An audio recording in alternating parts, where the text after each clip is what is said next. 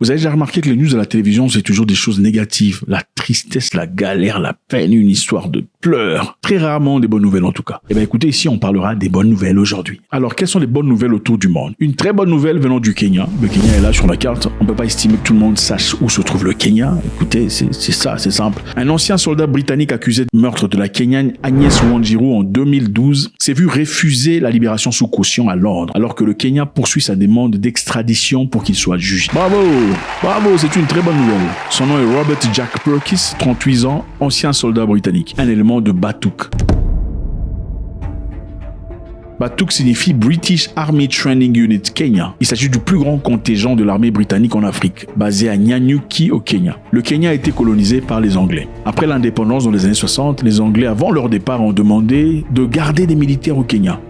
Parce qu'on ne sait jamais. C'était ça le deal. Et Batouk était né. Depuis lors, ils ont toujours été là. Et très généralement, quand ils ont besoin de faire des entraînements liés aux jungles, tout le bazar, la forêt, c'est au Kenya qu'ils vont le faire, à Batouk. Mais malheureusement, Batouk a une très mauvaise réputation. Depuis très longtemps, ils sont accusés de beaucoup de choses, de viols, de meurtres, de braconnage et beaucoup d'autres choses. Alors ce monsieur Robert James était un élément de Batouk. Ils étaient là, évidemment, pendant leur entraînement. Et c'est alors là qu'il rencontra une jeune fille. La victime s'appelle Agnes Wanjiru, 21 ans d'âge, dont le corps a été retrouvé dans une fosse septique près d'un camp d'entraînement de l'armée britannique à Nyanyuki en 2012. Une jeune fille de 21 ans, mère à l'époque évidemment, sortie pour aller rencontrer ses amis. Elle a fait connaissance de ce monsieur britannique. Vous savez, généralement en Afrique, nos sœurs, quand elles rencontrent une personne européenne, on a toujours l'impression que l'Européen est généralement plus amoureux, plus sympathique, plus doux que les Africains en général. C'est une généralisation absurde évidemment. Apparemment, ils étaient partis à l'hôtel pour faire ce qu'ils avaient à faire. Et arrivé là-bas, monsieur le militaire n'était pas tout à fait content parce que la jeune fille n'était pas tout à fait coopérative à son estimation. C'est alors là qu'il a décidé de le tuer, le jeter dans une fosse septique. Vous savez ce que c'est une fosse septique? C'est dégoûtant. Imaginez être tué, ensuite balancé dans une fosse septique.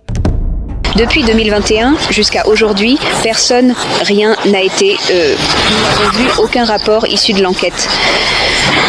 Bien que les autorités disent qu'elles en sont à des stades avancés, nous ne savons pas ce que sont ces stades avancés, car il s'agit d'une affaire de dissimulation massive. Alors les Kenyans ont mis pression sur Batouk, désirant emmener le monsieur en justice, mais Batouk dit que leur militaire n'était pas sous la juridiction du Kenya pour être jugé par le Kenya. Imaginez-vous, un étranger vient dans votre pays, commet des atrocités et dit « Vous ne pouvez pas me juger parce que je ne suis pas sous votre autorité ». Incroyable, n'est-ce pas? Rentrer en Grande-Bretagne pour aller refaire sa vie, ça ne sera que 13 ans plus tard, après des énormes pressions venant du gouvernement kenyan, de la société civile, que la Grande-Bretagne finalement décidera, vous savez quoi? Pour garder les bonnes relations avec le Kenya, il nous faudrait envoyer ce monsieur. Au fait, la Grande-Bretagne et le Kenya ont un traité d'extradition. Okay? Si vous faites des bêtises ici, on vous envoie là-bas facilement. Mais ils avaient bloqué ça depuis très longtemps. En fin de compte, au nom du Commonwealth, il fallait respecter cet accord. C'est alors là qu'on a décidé de le renvoyer. Purkis a été arrêté au Royaume-Uni après qu'un mandat d'arrêt a été émis au Kenya en septembre 2025. Il a été accusé du meurtre brutal de Wanjiru. Des rapports indiquent que d'autres soldats auraient affirmé qu'il avait avoué la nuit même de sa mort. Donc le monsieur, après avoir tué la fille, rentré chez lui au baraque, a finalement dit à ses amis, bon écoutez, tu vois la fille avec qui je suis parti là, j'ai tué, hein, je lui ai demandé de faire des trucs qu'elle voulait pas, et puis avec l'argent que je lui ai donné, écoute, j'ai tué. Ce sont ces mêmes amis qui ont avoué ce qu'il a fait. Alors l'équipe de défense de Purkis a affirmé devant le tribunal qu'il n'avait aucune intention de croire qu'il tenterait de s'enfuir s'il était libéré sous caution. Ils ont apporté 15 000 livres sterling pour qu'il soit libéré sous caution. Alors ces 15 000 livres sont considérés comme garantis, c'est-à-dire quand le temps viendra pour qu'il soit envoyé au Kenya, son équipe viendra récupérer les 15 000. C'est une façon de montrer la bonne foi pour qu'il soit en liberté. Mais le tribunal, évidemment, a dit non, monsieur, vous restez en prison jusqu'à votre départ. Une bonne nouvelle ou pas? Voilà. Je pense que c'est une bonne nouvelle. C'est bien triste que la fille Wanjiru ne soit plus et que sa fille soit orpheline, mais c'est une bonne nouvelle de voir que la justice sera servie. Et maintenant, nous partons au Nigeria. Dans notre série de bonnes nouvelles au Nigeria, au moins 50 écolières enlevées dans une école catholique de l'État de Niger ont réussi à s'échapper et retrouver leur famille. Malheureusement, sur 300, il y en a encore 250 qui sont portés disparus. C'est bien, c'est très bien de voir ça. Je vous rappelle que le Nigeria n'est pas tout à fait un très beau pays. Je suis désolé de vous le dire. C'est bien, la musique est bonne. Il y a Burna Boy, il y a Davido, il y a Wizkid et tout le bazar. La musique, elle est géniale. Mais la réalité du Nigeria, il y a 1000 lieues de génial. Le Nigeria compte beaucoup de kidnapping. En effet, pour y vivre convenablement, il faut avoir des bodyguards ou des militaires carrément armés. Et généralement, ces gens vont chercher des filles dans des écoles, dans des maquis, dans des internats. Et prennent ces jeunes filles. Vous pouvez vous imaginer pourquoi on les prend. Et ces assaillants sont des gens censés pourvoir une religion. C'est quand même bizarre de voir ce qu'ils font comme acte. C'est très bien de voir que 50 filles sont retrouvées, mais il y a une question qui se pose. Il serait logique d'entendre dire sur 300 qu'il y ait 2 personnes enfouies, 3 ou 4 ou 5 personnes évadées. Sur 300 enlevés, 50 se sont évadés sans que personne n'ait tiré quelque part. Il y a quelque chose qui cloche. Il y a des gens qui posent des questions en disant est-ce que le gouvernement nigérian n'est pas au courant de cette histoire? Parce que rappelez-vous, il y a quelque temps, Trump mettait la pression en disant que le Nigeria devrait faire un travail énorme pour pas seulement arrêter les tueries des chrétiens, essayer de résorber le problème de kidnapping. Est-ce une façon pour le gouvernement nigérian de pouvoir prouver au monde, écoutez, après que Trump eut mis de la pression sur nous en tant que gouvernement, regardez, on a récupéré 50 filles. Ce serait une très bonne propagande positive, n'est-ce pas? Ce serait aussi une façon d'envoyer un message clair au monde disant nous sommes en effet capables de résorber nos propres problèmes sans l'implication de qui que ce soit. Alors, je voudrais savoir ce que vous pensez. Est-ce que vous pensez que 50 écolières ont pu s'évader? Ils ont pu disparaître des yeux de ces assaillants facilement comme ça, sans que personne n'ait tiré sur elles? Ou bien vous pensez peut-être que quelqu'un a payé de l'argent quelque part pour qu'elle soit libérée, mais sous couvert de s'être échappée? Ok, dans cette série de bonnes nouvelles, on va aller en Thaïlande. En Thaïlande, un truc malade s'est passé. En fait, une femme de 65 ans a été retrouvée vivante dans son cercueil avant sa crémation. Imaginez-vous dans un temple, vous vous réveillez, on frappe dans un truc comme ça, vous ouvrez les yeux, vous le réveillez, vous regardez, on est juste à 2 minutes de votre crémation et vous vous réveillez. C'est une histoire malade qui est réelle au fait. Son frère a déclaré qu'elle était malade depuis environ 2 ans et que la dernière fois, elle ne semblait ne plus respirer. Alors, il a décidé de la transporter à 500 km à travers le pays dans un hôpital à Bangkok où elle avait exprimé le souhait de faire des dons de ses organes. Donc, son frère a fait 500 km à voiture pour l'emmener quelque part puisque sa sœur a dit qu'elle était donatrice d'organes. Vous savez ce que c'est? Ceux qui font des dons d'organes. C'est officiel maintenant. On peut mettre ça dans un permis de conduire disant je suis donneur d'organes. Il y a des gens qui donnent leurs organes. On donne les organes évidemment pour aller pour aider la vie de quelqu'un en difficulté. Votre foie, vos poumons, votre cœur. Si vous mourrez, on peut le transférer à une autre personne qui en a vraiment besoin. Bon, moi je trouve ça très noble pour ceux qui veulent le faire. Je ne pense pas être l'un de ces personnes. Est-ce que j'en prendrais si j'en avais besoin? Oui, certainement. Mais est-ce que j'en donnerais? Non, je ne le ferai pas. Pourquoi je ne le ferai pas? Parce que malheureusement, il paraît que ceux qui sont donneurs d'organes, quand ils sont en difficulté à l'hôpital, généralement, on ne fournit pas beaucoup d'efforts pour les sauver. Voilà. On peut dire ce qu'on veut, mais ce sont les rapports. Évidemment, il faut fouiller. Ça semble absurde, mais c'est ça. On a lu beaucoup d'histoires. On dit que dans beaucoup de cas, d'après les statistiques, ceux qui sont donneurs d'organes, généralement, ne fournissent pas autant d'efforts qu'on en fournit quand une personne ne l'est pas. Généralement, à l'hôpital, on sait voir c'est qui est un donneur d'organes ou pas. Quand c'est un donneur d'organes, on dit écoutez, on va switch off la machine parce que voilà, monsieur ne reviendra pas. Quand il n'est pas donneur d'organes, alors bizarrement, là, on ne propose pas cette solution. Donc, monsieur a parcouru 500 km pour aller donner les organes de sa sœur. Arrivé là-bas, l'hôpital a demandé le certificat de décès qu'il n'avait pas. On se demande encore une fois comment une personne peut emmener le corps de sa sœur à 1000 lieues de la maison sans certificat de décès, mais être certain qu'elle est morte. Bizarre. Alors après cela, il a décidé lui-même de partir au temple, dans un temple qui propose des crémations gratuites. Ok, il est parti dans ce temple. Arrivé là-bas, le responsable lui demandait encore une fois où est le certificat de décès. Le monsieur n'a pas été capable de produire ce certificat de décès. C'est alors là que le bruit commence. Il y a du bruit dans le cercueil. Oh, il y a du bruit dans le cercueil. Panique et tout le monde bouge. Et puis le manager qui dit ouvrez le cercueil, on veut voir ce qu'il y a à l'intérieur. Après avoir ouvert le cercueil, à la surprise de tout le monde, voilà sa sœur qui se lève. Elle n'était pas décédée. Félicitations, c'est une très bonne nouvelle. Mais je pense que le frère doit être investigué. Il faut savoir qu'est-ce qui s'est vraiment passé. C'est quand même bizarre. Donc voilà ce que c'est. Fini les mauvaises nouvelles. Dans notre série des bonnes nouvelles aujourd'hui, évidemment, l'ancien soldat britannique arrêté va être transféré au Kenya pour aller faire face à la musique. Très bonne nouvelle en tout cas. 50 jeunes filles ont pu s'évader au Nigeria après avoir été kidnappées par des hommes dangereux. Est-ce qu'ils ont vraiment pu s'évader ou ça a été manigancé? Point d'interrogation. Vous connaissez ce que c'est le roaming? N'est-ce pas, le roaming? Le roaming de téléphone. Je sais que vous êtes très intelligent. Parmi nous, il y a des savants, des gens qui connaissent beaucoup de choses. Mais on ne peut pas faire semblant, penser que tout le monde comprenne ce que c'est. Ce serait complètement ingrat et injuste. Okay? Le roaming, c'est simplement l'habilité de pouvoir faire un appel quand vous quittez votre pays avec votre téléphone, avec votre SIM card locale, dans un pays étranger. Vous rappelez, votre pays est ailleurs, mais les charges sont beaucoup plus élevées. Donc le roaming, en d'autres termes, sans pouvoir changer de SIM card, vous partez dans un pays étranger, vous pouvez continuer à faire des appels et en recevoir, et envoyer des textos, mais les charges sont plus élevées par rapport aux charges locales. C'est un peu ça le roaming. Alors le Burkina Faso et le Ghana, vous voyez sur la carte, au mois de novembre 2025, vient de signer un accord historique supprimant les frais d'itinérance permettant aux citoyens d'utiliser les téléphones au Burkina Faso et au Ghana sans avoir à payer les frais de roaming. Cet accord de free roaming permet de supprimer la taxe liée donc à l'itinérance quand on se retrouve donc dans un pays ou dans un autre.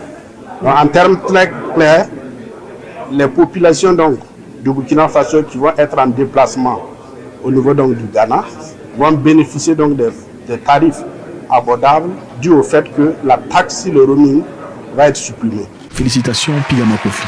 Yes, Pigama Kofi. Pigama Kofi, c'est en Swahili. La Swahili est la langue la plus belle du monde.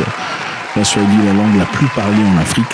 Tous ces pays ici, le Kenya, l'Ouganda, le Burundi, une partie de la RDC, le Rwanda et autres, et même la Mozambique parlent Swahili. Évidemment, la tonalité et l'accent est un peu différent, mais avec un peu de patience, ce sont des gens qui peuvent se comprendre tout à fait. Le Swahili est une très belle langue que je vous suggérerais d'exploiter. En effet, l'Afrique du Sud a même voté une loi au Parlement, une loi qui autorise désormais le Swahili comme une langue nationale. Et ce serait génial, absolument génial de pouvoir parler une langue que les Africains comprendraient. Si vous êtes Africain, évidemment, ça nous permettrait de moins nous juger en français, n'est-ce pas? Parce que c'est ça la tendance francophone. On considère ou on écoute une personne basée sur sa capacité de s'exprimer en français. Plus vous sonnez comme un Parisien, plus on vous prend au sérieux. Plus vous sonnez comme un Africain, plus on pense que vous ne savez pas parler français, donc vous n'êtes pas très intelligent. D'ailleurs, dans beaucoup de pays, on dit, apprends d'abord à parler français. C'est minable. Apprends d'abord à écrire français. C'est minable. On peut être très intelligent en mélinké, en swahili, en tout ça. Bref. Alors, le Burkina Faso et le Ghana ont fait un truc très, très intéressant. Le Ghana est un pays que je respecte sur sa tendance, ses attitudes, sa culture. Je suis parti au Ghana, je me souviens, à plusieurs reprises. À un moment, d'ailleurs, je suis parti à Cape Coast. Regardez la différence. Ça, c'est Accra. Ça, c'est Cape Coast. Il y a une grande distance. Okay, Cape Coast, c'est au bord de la mer. Je suis parti arriver là-bas. J'ai remarqué quelque chose de très intéressant. Les Ghanéens qui dorment dehors, juste au véranda de leur maison, pendant la nuit. Des gens qui dorment dehors, les hommes, des femmes. Pourquoi? Parce qu'il faisait tellement chaud, ils dormaient dehors. Ça m'a vraiment surpris. Le calme, la tempérance. Il y a des chèvres, des anneaux, des poules qui marchent dans la cour et personne ne regarde. On se dit, ces gens, ils vivent où? Parce que dans d'autres pays, évidemment, ça disparaît pour toujours. Hein. Votre chèvre disparaît pour toujours. Mais au Ghana, c'est pas le cas. Mais évidemment, le Ghana, le Burkina Faso sont des gens qui ont une tendance, regardez sur la carte, ce sont des voisins, évidemment. Et on pourrait comprendre l'attitude et la tendance douce qu'ils ont, en général. Félicitations à eux. Je pense que c'est une très bonne chose. Depuis le mois de novembre 2025, le Burkina Faso et le Ghana, on a aboli le frais d'itinérance permettant aux citoyens de communiquer à travers la frontière sans difficulté. Je pense que c'est vraiment, vraiment génial. Maintenant, on va aller au Burkina Faso. Au Burkina Faso, c'est un pays très intéressant. Je pense qu'au Burkina Faso, on a compris qu'on ne peut pas parler de développement sans parler de comportement. En Afrique, ce n'est pas possible. On ne peut pas parler de développement en Afrique sans parler de comportement. Parce que le comportement de l'homme en Afrique joue un rôle très important sur son développement. Donc, avant de le bouger vers une direction, il faut bouger d'abord sa tête. C'est très important. Sinon, ça ne marchera pas. Même si vous apportez des choses les plus élémentaires qui peuvent vraiment, réellement changer une nation. Si la tête de l'homme n'est pas paramétrée par rapport à ce changement, il ne sera là que pour contrer, en contre-coup. Alors, qu'est-ce qui se passe au Burkina Faso? Au Burkina Faso, certaines personnes sont parties vandaliser des cages d'aquaculture. Ok, aquaculture, nous ne sommes pas tous français. Il faut avoir l'humilité de reconnaître que tout le monde ne connaît pas tout en français. C'est normal et ça ne pose aucun problème. Ça ne veut pas dire qu'on n'est pas intelligent. Donc, l'aquaculture, c'est simplement la culture des poissons. Ok, donc pisciculture, mais aquaculture, c'est quand vous contrôlez les poissons. C'est-à-dire, les gens sont partis vandaliser les cages d'aquaculture. Alors, les cages d'aquaculture, c'est quoi? Comme vous le voyez sur les images, ce sont des enclos flottants ou fixes installés dans les lacs, des rivières, quelquefois dans des réservoirs d'eau côtière pour élever les poissons dans des conditions contrôlées. Elles permettent évidemment aux pisciculteurs de produire du poisson sans construire des étangs. Ok, donc c'est comme ça qu'on fait ça. On lance des filets qui contrôlent les périmètres de poissons pour pas que les poissons s'évadent et aussi pour éviter que les prédateurs sous-marins s'en prennent de poissons. Donc, c'est une façon contrôlée d'élever les poissons.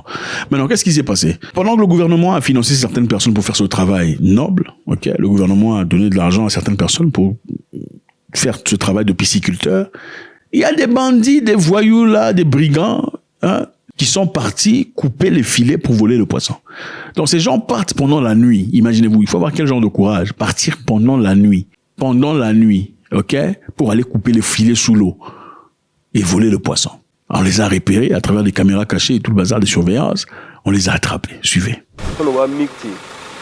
Tumna tardin lebda pore la han tardin lebda pore pa wanida to man ton panga pa wa tumna pa won visi e kitenti hambe tumna por sur samne ti ton datna tabum ni wabi tum ka twen tai a tumna wana wakat ni han tat yisiga ma so me yihun ko sa a ti ban monta operation ra maha yi ko wa tumna popel ma tumna ketenzi ti yela pane ya tum kan la ton hongomna tum kira yelo to la ton hongomna ndati le ne ba to yana tum kensa yam na wa mi kam ti yam dinya soma zimbe me ti yam program ti na wa yi ha me wata mik ti zim si wuligdam ti ya wagadam aban ka ti tenga yidiga aban ka ti ya tun ba to pam nan ditin la zara ba zaksa la hun tum no to no naram yelle nanamse nit ni nga fa minti atwen yi sore ti soglo tinta sol marambe zakaramba bi sibarti ha bembe twen dike sibarti ne banya tum kira be sidik ti hankale tum na hanken totoa et tara bugsga woto ne. Voilà de quoi il s'agit. Il n'y a pas de développement sans parler de comportement en Afrique. En Afrique, on ne peut pas parler de développement sans parler de comportement. Il y a des gens qui sont malades dans la tête. Il faut d'abord les réparer avant de construire.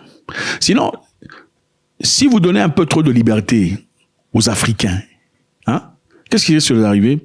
Un jour, un Africain très mécontent prendra la merde et mettra au visage du président, en disant, Monsieur le Président, au nom de la démocratie, je mets cette merde à votre visage. Parce que vous ne gérez pas le pays comme je veux. C'est comme ça. Il faut contrôler l'Africain jusqu'à ce que l'on soit assez mature pour savoir comment gérer le pays. Et surtout bouger vers une même direction. Et je comprends que ce message dérange beaucoup de personnes. Mais c'est bon, ce n'est pas grave. On va y arriver. Au Burkina Faso, on fait un énorme travail. Il y a la brigade Labal qui est en mission contre la nuisance sonore et le débit de boissons. C'est-à-dire quoi? Il y a des endroits qui ne sont pas nécessairement des clubs de nuit. Ça peut être des bars. Vous savez, chez les Africains, généralement, il y a des, comment on appelle ça, des cabarets à l'extérieur. Hein, des quoi? Comment on appelle ça? Je pense en Côte d'Ivoire, on appelle ça maquis, n'est-ce pas? Des gens sont assis dehors, autour des tables, d'une télévision, et prennent de la bière, ils font du bruit et tout le bazar. Et généralement, malheureusement, ce n'est pas toujours contrôlé sur le plan sonore. Et généralement, malheureusement, ces maquis sont placés juste à côté des maisons et des habitations. Donc, pendant la nuit, ils peuvent faire du bruit, de sorte que même les voisins, ceux qui vivent là légalement, ne peuvent pas dormir.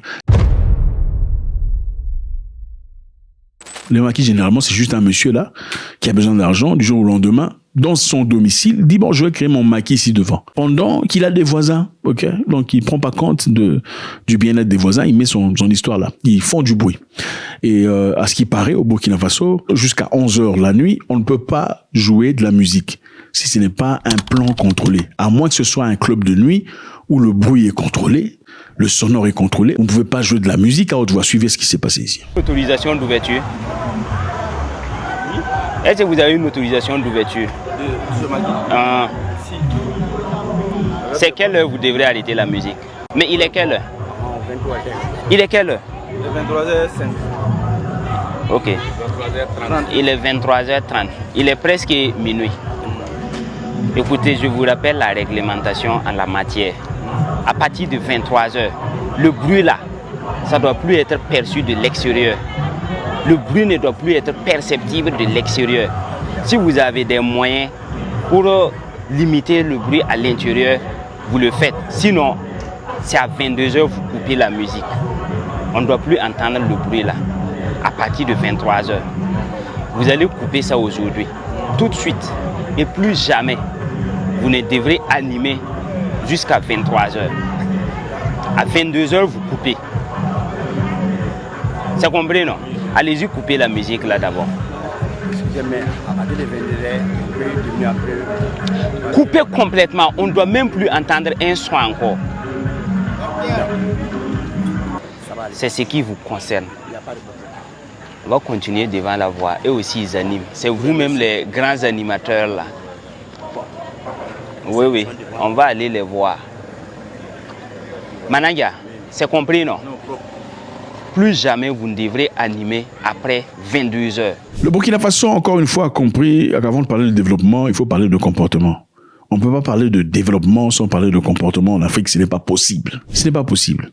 Alors, ici, ils font un travail énorme. Encore la brigade Labal, dans l'objectif de mettre la main sur les vendeurs de drogue, Suivez. Nous avons été interpellés par un monsieur pour un cas suspect de vente de drogue, de stupéfiants et de toutes sortes dans la zone tout le long du mur de la gare de l'Est.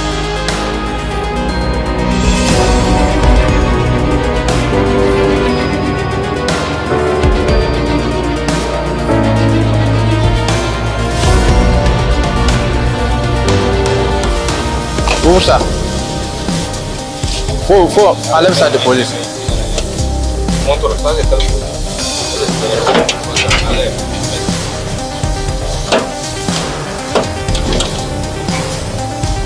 pas cuit.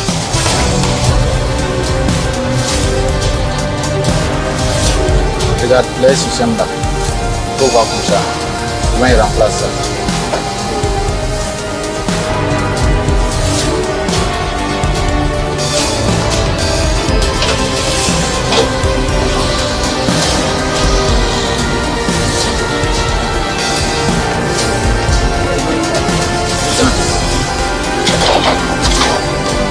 Bien.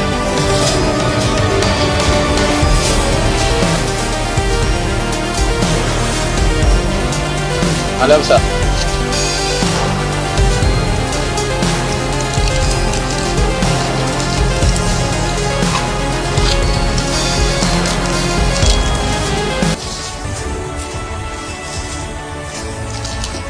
Nous sommes déplacés venir à ce niveau pour vérifier. Nous avons trouvé un tablier et vendeur de cigarettes, voilà, et puis d'autres. Et on a vérifié dans ce matériel. En ce qui concerne ces stupéfiants, on n'en a pas trouvé dans ces matériels. Le trou du mur, voilà, c'est là-bas on en a vu d'autres. Mais il nous affirme qu'il ne s'agit pas de lui, mais il ne connaît pas aussi qui a mis ça là-bas. Donc tout tient à savoir quand même que même s'il ne s'agit pas de lui, il peut être complice. Voilà. Donc il ne peut pas être assis ici et puis les gens viennent fumer de la drogue à côté de lui et il ne sait pas et d'où ça vient. Donc à quelque part il est aussi complice. Donc il doit nous prouver et nous faire comprendre d'où ça vient, son origine, s'il ne s'agit pas effectivement de lui. Voilà, donc nous avons l'amené pour vérifier et pouvoir mieux se renseigner et se rassurer d'où vient cette drogue. Voilà ce que c'est, les amis. Je pense que c'est intéressant de savoir ce qui se passe en Afrique. Le Ghana et le Burkina Faso ont signé en novembre 2025 un accord historique supprimant les faits d'itinérance, permettant aux citoyens d'utiliser leur téléphone sans difficulté. Pas de roaming. Je vous rappelle ici que le Burkina Faso, le Mali et le Niger ont fait ça précédemment, n'est-ce pas, où ils peuvent communiquer sans avoir à payer des frais sans importance. C'est ça. C'est ça l'amour, c'est ça l'africanéité, c'est ça la connexion. Pensez-vous que le Burkina Faso fait un travail excellent ou bien c'est une façon un peu trop dure de contrôler ce que les gens font? Est-ce acceptable ou pas? En parlant de bruit sonore, le bruit sonore, ce n'est pas seulement la musique, les bars et tout le bazar. Dans beaucoup de pays africains, vous trouverez des églises. Les églises font beaucoup trop de bruit. Et je sais qu'il y a des gens qui sont touchés, qu'on dit « Ah, pourquoi tu parles des églises ?» Attendez, il faut vous calmer. Il faut vous calmer. Il ne faut pas être fanatique, aveugle fanatique. Il ne faut pas être aveugle fanatique parce que les vrais serviteurs de Dieu reconnaissent qu'il y a des faux serviteurs de Dieu. Il n'y a que des gens qui ne sont pas très intelligents qui ne comprennent pas. Toutes les églises ne sont pas inspirées par Dieu. Il faut vous calmer. Et en plus, les gens fabriquent des églises du jour au lendemain. Oh, Dieu m'a parlé, il m'a dit. Dieu t'a parlé comment? Comment Dieu m'a parlé, il m'a dit d'ouvrir une église. Je suis parti dans un pays, là, une république bananière. 2h du matin, les voisins, 3 heures, incapable de dormir. L'église a été fabriquée chez le voisin. Donc le voisin, du jour au lendemain, s'est levé. Non, Dieu m'a parlé, il a dit, voilà. C'est devenu église. Pendant que le lieu était censé être un lieu urbain, un lieu résidentiel. Du jour au lendemain, Dieu lui a parlé, je sais pas, il est dessiné dans la bouteille, il lui a dit qu'il faut faire une église. 3 heures du matin. Et si tu oses dire non, mais vous faites du bruit, qu'est-ce qu'ils disent? Oh non, ce sont les démons dans son cœur qui sont fâchés. Ce n'est pas lui, les frères. Non, c'est les démons, ce sont les esprits dans son cœur. Tapage nocturne. Il faut respecter les gens. C'est quel genre de Dieu désordonné comme ça? C'est quel genre de Dieu désordonné? Un Dieu désordonné là comme ça. Un Dieu désordonné comme ça, ce n'est pas possible. Comment vous faites pour le prier? À 3 heures du matin. Non, il faut avoir un lieu. Moi, je n'ai pas vu quelque part, on a écrit dans la Bible, et les gens faisaient à 3 heures du matin. Non. Ça, c'est problématique. Le Rwanda, ce pays ici, ils ont fermé 5000 églises. 5000 églises, pourquoi? Parce que voilà, ça ne se fait pas. Quand vous partez à l'hôpital avec votre enfant pour se faire soigner, pour son opération, vous vous assurez que le médecin soit qualifié.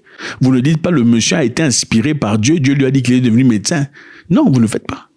Quand vous voulez prendre un avion pour aller voler vers New York, vous ne dites pas, ok, le pilote, c'est Dieu qui l'a inspiré, disons qu'il devient un pilote du jour au lendemain. Vous vous assurez que le pilote va à l'école, n'est-ce pas? C'est comme ça. Pourquoi ne pas en faire autant pour ceux qui vous parlent spirituellement? Parce qu'ils jouent un rôle très important sur votre mentalité et votre façon de percevoir les choses. L'attitude des gens à l'église est forgée par leur directeur. À l'église, écoutez, ne vous en faites pas. Beaucoup de gens sont mal éduqués à la maison, ils vont chercher l'éducation à l'église. C'est aussi simple que ça, il faut se dire les vérités. Au Rwanda, désormais, pour devenir pasteur, ouvrir une église, il faut avoir les documents, il faut faire preuve il faut avoir fait l'école. Ce n'est plus je me lève, machin, histoire. Non, tu as été à l'université, tu as fait la théologie et tout le bazar. Maintenant, tu peux ouvrir ton église. Pourquoi ne pas appliquer ce qu'on appelle... Est-ce que quand vous envoyez votre enfant à l'école, vous vous dites n'importe qui a été inspiré par Dieu va l'enseigner? Non, vous vous assurez que le professeur est qualifié. C'est ça. Malheureusement, vous remarquez, les pays qui ont le plus d'églises sont les républiques bananières, pauvreté, guerre, misère. C'est ça. En fait, c'est un traitement psychologique pour s'apaiser un peu. Regardez le Nigeria. Il y a des églises partout au Nigeria. Mais regardez l'état du pays, par terre. Regardez la République démocratique du Congo. Il y a des églises partout, dans toutes 500 par avenue. Ok? Le problème, ce n'est pas ça. Mettez-vous ensemble. Si vous priez le même Dieu, mettez-vous ensemble, priez le même Dieu. Ils sont incapables de le faire. Oh non, ma vision, oh les visions Attendez, c'est votre vision, la vision de Dieu. Faites-moi savoir ce que vous en pensez, j'aurai beaucoup de plaisir. Le Burkina Faso qui signe un deal avec le Ghana voisin, il y aura plus de roaming, c'est-à-dire les frais seront les frais locaux, c'est merveilleux de voir. Et aussi le travail énorme de la brigade Labal au Burkina Faso et à l'OE. Faites-moi savoir ce que vous en pensez. Est-ce que vous pensez qu'ils en font un peu de trop? Ok, ils bousculent les gens un peu de trop. C'est du terrorisme intellectuel et mental. C'est la Corée du Nord où vous pensez que c'est comme ça qu'il faut gérer les gens. Les grandes victoires ne sont pas toujours brouillantes. Les grandes victoires, quelquefois, sont dans des très petites choses. Des très petites évolutions. Un pas, 1 kilomètre, 1 minute. Les grandes victoires ne font pas toujours du bruit. Les grandes victoires, quelquefois, c'est se réveiller tôt le matin, faire ce qu'on a promis de faire, lire 10 pages de ce livre. C'est ça les grandes victoires. Je finirai le livre, tu ne liras jamais le livre. Tu n'es peut-être pas de ceux qui peuvent finir un livre d'un coup. Mais les grandes victoires sont 10 pages, 12 pages, 3 pages. C'est ça les grandes victoires, l'accumulation. Burkina Faso. Le président Ibrahim Traoré a inauguré officiellement la société Nouvelle Brasserie du Faso, la Brafaso. Félicitations. Félicitations, félicitations, ça marque une étape majeure pour l'industrialisation du pays. C'est très important, je pense qu'on va en tirer quelques leçons très importantes ici. Les grandes victoires ne sont pas dans des grandes choses. Les grandes victoires, c'est un pas après un autre, ensuite un autre. Petit à petit, une brique après l'autre, en fin de compte, forme cet immeuble qu'on voit aujourd'hui. Et pourquoi cette brasserie et pourquoi c'est important? Quand on dit brasserie, les gens immédiatement pensent à la bière, n'est-ce pas? Mais une brasserie, c'est pas toujours la bière. Il y a les boissons non alcoolisées, il y a aussi beaucoup d'autres choses. Je pense qu'il est important d'essayer de comprendre la probabilité intérieure. La Brafaso va créer des emplois. Donc, on parle de 200 emplois directs, c'est-à-dire permanents, et 100 emplois non permanents. 200 emplois permanents et 100 emplois temporaires.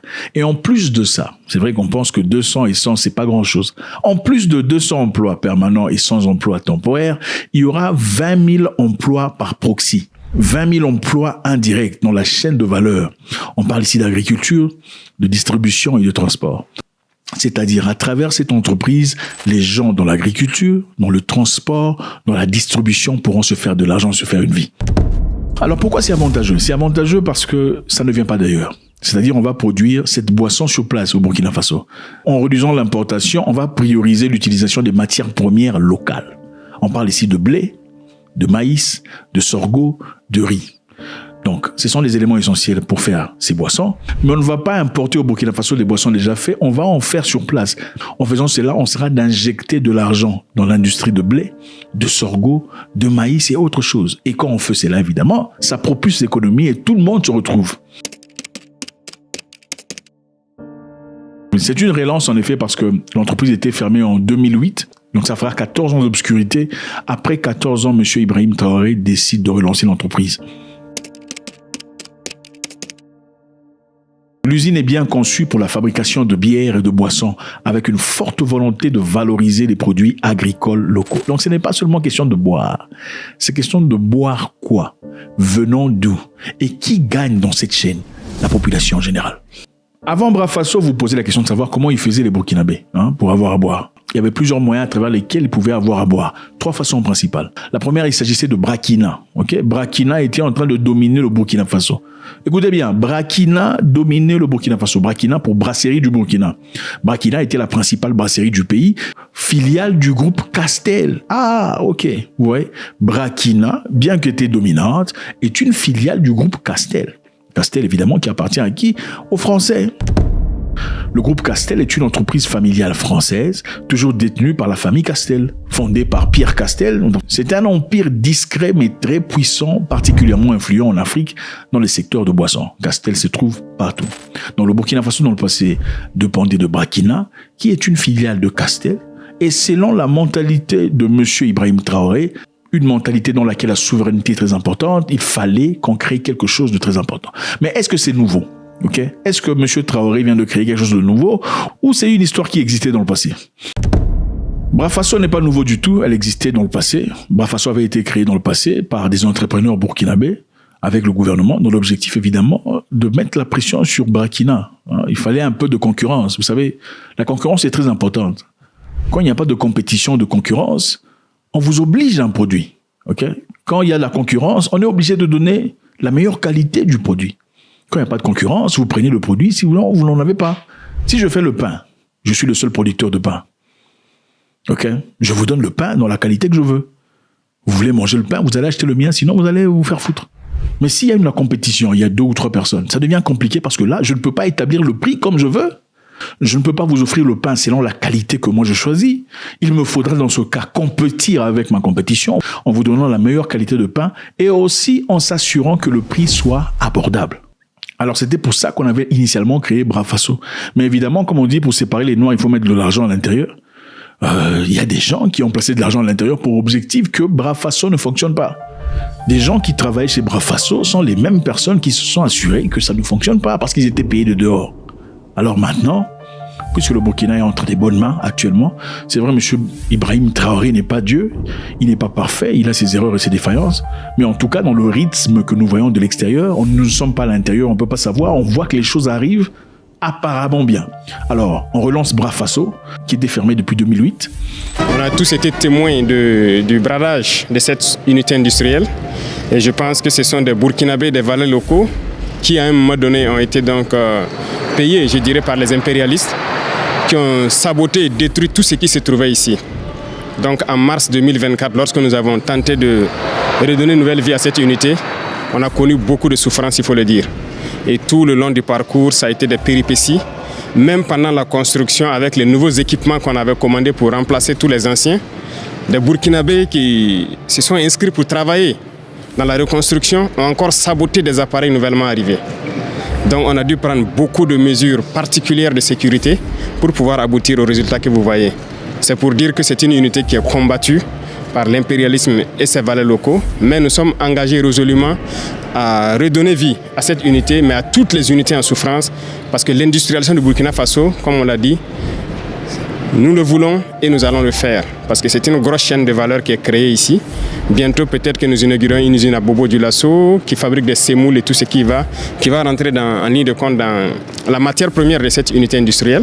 Beaucoup d'emplois seront créés et notre maïs que nos vaillants paysans cultivent donc sera bien employé.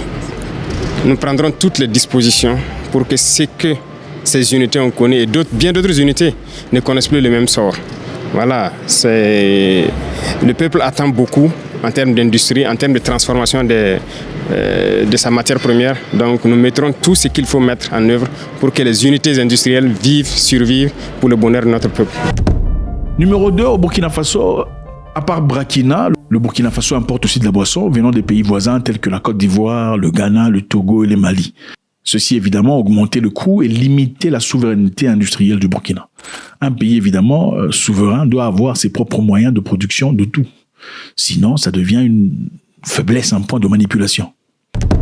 Numéro 3, avant Brafasso, il y avait aussi la consommation locale. Ça se fait un peu partout en Afrique. où on produit de la boisson locale. En Ouganda, par exemple, ils ont ce qu'ils appellent Uganda Waragi. Uganda Waragi, c'est du gin, c'est fort, c'est pas pour n'importe qui.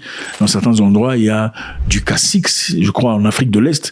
K6, c'est la boisson de l'alcool de la bière de banane. Enfin, vous trouvez ce genre d'histoire un peu partout en Afrique. Évidemment, au Burkina Faso, la population rurale aussi produisait et consommait des produits traditionnels basés sur le sorgho, le mil et autres choses, comme le dolo par exemple. Avec le monopole de Brikina, évidemment, avec peu de concurrence, ce qui limitait la diversité de produits, le pouvoir de négociation du consommateur. Donc, le groupe Castel, évidemment, est une entreprise familiale française qui contrôlait en ce moment le Burkina. Et malheureusement, pour eux, on ne peut plus en dire autant. Il y avait aussi des difficultés à l'époque parce qu'il y avait perte d'emploi. La fermeture de Bras-Faso en 2008 avait entraîné la disparition des centaines d'emplois directs et indirects. Donc beaucoup de personnes se sont retrouvées au chômage parce que Bras-Faso a fermé. Et pourquoi Bras-Faso a fermé? En tout cas, l'une des raisons, c'était parce qu'il y avait des gens de l'intérieur qui s'assuraient que ça ne fonctionne pas. En effet, la brasserie du Faso, l'ancêtre de Bras-Faso, avait été créée dans les années 90, évidemment, avec la participation de l'État. Et à l'époque, l'objectif était de briser le monopole de Brikina, le groupe Castel, sur le marché de boissons au Burkina Faso. En tout cas, félicitations au président Ibrahim Traoré, parce que ce sont les gens qui gagnent, encore une fois, des emplois permanents 200 à hauteur, sans emploi temporaire, et aussi on parle de 2000 emplois par proximation. Donc il y aura des gens qui auront de la valeur à travers l'agriculture, la distribution, le transport. Donc tous ces agriculteurs de sorgho, de maïs, de blé, de riz, sont des gens qui se feront désormais un peu plus d'argent qu'ils en faisaient dans le passé. Parce que dans le passé, s'il fallait importer exclusivement de la bière, c'est-à-dire que cette entreprise d'agriculture n'avait pas de pouvoir ou de raison d'exister.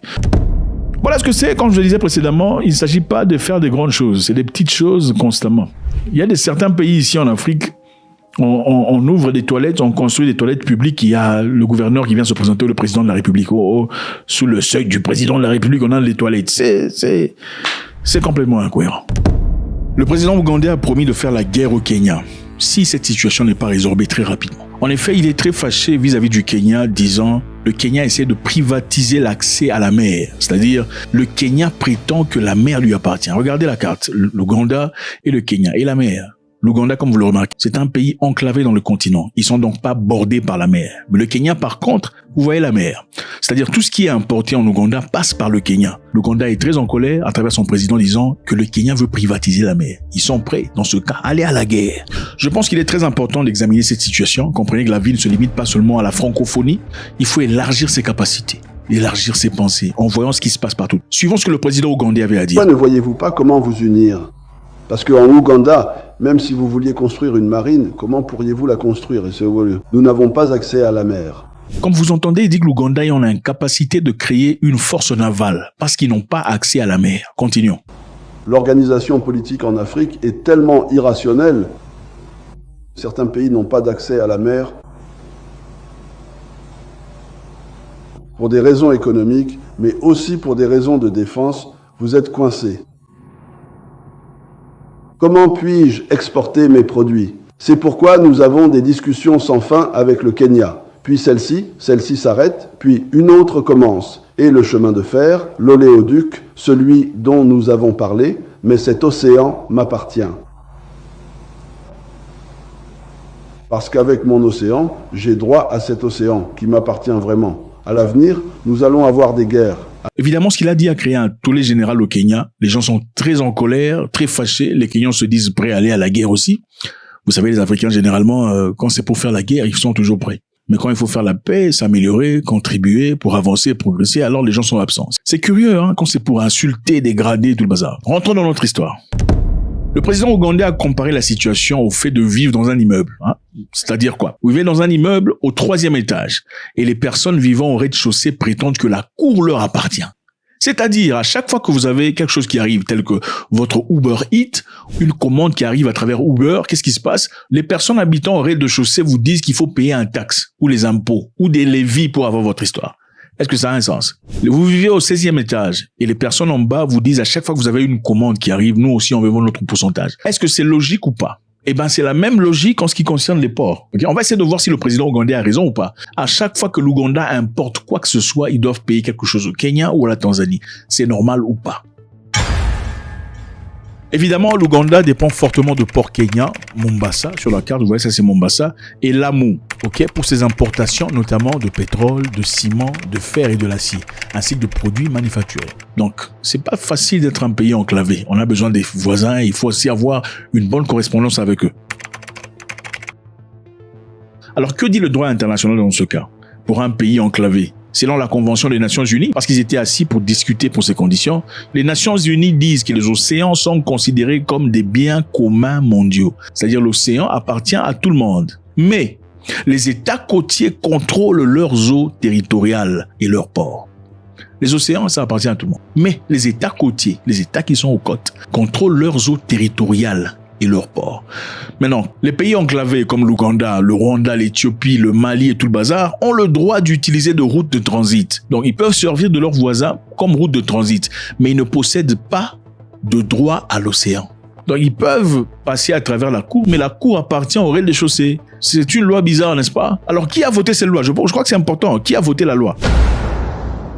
La Convention des Nations Unies sur les droits de mer a été votée en 82, mais a été mise en vigueur en 94. C'est là qu'un nombre suffisant de pays l'avaient ratifiée. Évidemment, la loi a été adoptée pour prévenir des conflits. Quel genre de conflits? Des conflits de pêche, d'exploitation minière, de fonds marins, parce qu'il y a beaucoup de richesses sous l'eau. Il fallait éviter ce genre de conflits entre pays, tout ça. Des conflits de route, de navigation et tout le bazar. Donc, il fallait créer de l'ordre autour de l'eau. Et pour ça, malheureusement, quelqu'un a décidé que les États côtiers ont droit d'un périmètre d'eau pendant que les États à l'intérieur n'ont pas de droit du tout. Pour essayer de comprendre, je pense qu'il est important qu'on l'explique. À partir de la terre, à 19 km dans l'eau, l'État côtier a tout le droit. Okay? C'est-à-dire l'eau, là, c'est l'eau territoriale à 19 km. Ça appartient au pays. Vous comprenez? Donc, le pays a tout le droit. Chaque avion, chaque bateau qui traverse doit d'abord préalablement avoir une autorisation du pays côtier pour que ça traverse à 19 km. Vous voyez un peu? Maintenant, on va à 370 km. C'est ce qu'on appelle la zone économique exclusive. 370 km depuis la côte dans l'océan. Là, le pays côtier a toujours le droit de contrôle, mais n'est pas propriétaire de ces eaux. À 370 km dans l'eau, les navires d'autres pays et les avions peuvent traverser sans nécessairement demander l'autorisation du pays côtier. On est ensemble. Mais tout ce qui appartient au gaz, pétrole, poisson et tout le bazar appartient au pays côtier. Donc, en récapitulation, à 19 km, tout appartient au pays côtier. À 370 km, les avions et bateaux peuvent passer sans demander l'autorisation, mais tout ce qu'il y a comme pétrole, gaz et poisson appartient toujours au pays côtier. Au-delà de 370 km, ça appartient à tout le monde. Maintenant, le problème de Museveni, c'est quoi? Le problème du président Museveni, c'est que pourquoi son pays doit avoir à payer des taxes et tout le bazar pendant que l'océan appartient à Dieu? Ça n'a aucun sens, n'est-ce pas? L'exemple est très simple, ok? Prenons un frais de transit, par exemple. L'Ouganda paye au Kenya beaucoup d'argent dans le frais portuaire, les péages, les routiers et les droits frontaliers. Un autre exemple, un conteneur, par exemple, venant de l'Asie, ok? Arrivé à Mombasa. De l'Asie à Mombasa pourrait coûter environ $2000 en frais maritimes. Mais de Mombasa, regardez Mombasa sur la carte, à Kampala, ça pourrait coûter $1500 de plus. Et quelquefois $2000. Le transport terrestre seulement en frais, ça pourrait coûter $2000. Donc, en d'autres termes, si un conteneur venait de l'Asie, arrivé au Kenya, coûterait $2000. Pourquoi $2000 additionnels du Kenya à l'Ouganda? Donc, voilà pourquoi l'Ouganda veut un droit à ses ports. Museveni, malgré sa langue de guerre, serait en train de revendiquer en disant qu'il est insensé que les États côtiers revendiquent la propriété exclusive de l'eau. L'océan ne les appartient pas, ça appartient à Dieu. Les pays enclavés comme l'Ouganda, le Mali, le Burkina Faso devraient avoir le droit de partager l'océan. Et dans ce cas, on parle de l'océan Indien pour l'Ouganda et pas seulement des privilèges de transit. Il ne s'agit pas seulement qu'on ait privilège de pouvoir traverser votre pays pour aller prendre nos conteneurs, il faut aussi ce privilège d'avoir accès à l'océan, de créer notre point de réception, c'est-à-dire pour éviter les tumultudes qui se passent au Kenya. Prenons un exemple simple. Récemment, en Tanzanie, il y avait problème, difficulté à cause des élections. Le pays était par terre. Et comme le pays était par terre, tout ce qu'il y a de transport, tout ce qui est censé être envoyé en Ouganda, s'est arrêté. Pourquoi? À cause de la politique tanzanienne. Mais si l'Ouganda avait son propre lieu, par exemple, qu'est-ce qui se passerait? Dans ce cas, l'Ouganda procéderait ces histoires en tant que pays souverain. Son souhait, évidemment, est celui de supprimer ou de réduire les frais des transits, comme l'Ouganda serait considéré comme copropriétaire de l'océan plutôt que client dépendant. Alors, vous trouvez que ça a un sens ou pas? Voilà exactement ce que je disais précédemment, même en parlant du Mali, Burkina Faso et autres. Ce sont des pays qui, après avoir décidé de se retirer de la CEDEAO. La CEDEAO a jugé de bloquer les ports, n'est-ce pas? Bloquer accès aux ports. Les ports sont nécessaires. Pourquoi? Pour les imports et exports. Comment peut-on faire les imports et exports? Il y a 2 façons de le faire. Soit par la voie aérienne, utilisant un avion qui est rapide, limité en termes de contenance, mais aussi très cher. Ou encore, on peut utiliser des navires qui sont beaucoup plus grands. On peut y mettre autant d'histoires qu'on veut. Ça prend un peu plus longtemps, mais ça arrive finalement. Alors la CEDEAO a décidé de bloquer accès à l'AES. Qu'est-ce qui s'est passé ensuite? C'est le Maroc, regardez sur la carte. L'AES prenait accès à la mer à travers le Togo, le Ghana, le Bénin, le Sénégal et autres. Mais quand la CEDEAO a décidé de bloquer accès, qu'est-ce qui s'est passé? C'est le Maroc qui dit, bon, écoutez les amis, ne vous en faites pas, venez, vous pouvez prendre accès à la mer à travers mon pays. C'est le Maroc, vous êtes les mêmes ici qui disent que les Marocains sont des racistes, non? Les Marocains sont méchants, ils sont racistes, ils sont mauvais, ils aiment pas les Noirs. Mais vous, entre Noirs, vous faites quoi? Non, il faut vous dire la vérité. Les gens de la CEDEAO sont quoi? Ils sont blancs. Les gens de la CEDEAO, ils sont quoi? Ils sont vos frères. C'est eux qui ont fermé accès au Mali, Burkina Faso et au Niger. Pendant ce temps, le Maroc a ouvert sa porte. Le Maroc, voilà pourquoi je ne limite plus jamais ma capacité d'accepter ou de fraternité à la couleur de peau. C'est très imbécile de penser comme ça. Qu'une personne qui te ressemble en couleur de peau serait essentiellement bien pour ta nature, bien pour ton existence, ou un frère. C'est faux. Alors, parlons du Mali, Burkina Faso et Niger. Ont-ils raison de dire que eux aussi devraient avoir droit à l'océan, comme le dit l'Ouganda? Parce que l'océan n'appartient à personne. Pourquoi vous vous réservez ce droit-là d'avoir? C'est comme si on vivait dans un immeuble. Je suis au 7e étage et ceux du rez-de-chaussée disent non, la cour nous appartient. Tout ce qui passe à travers la cour, nous on doit manger. Faites-moi savoir ce que vous en pensez. Le président ougandais est en feu actuellement. Il a dit ouvertement que dans le futur, ça enclencherait des guerres. Est-ce qu'il a raison ou pas de le dire? Faites-moi savoir. God bless.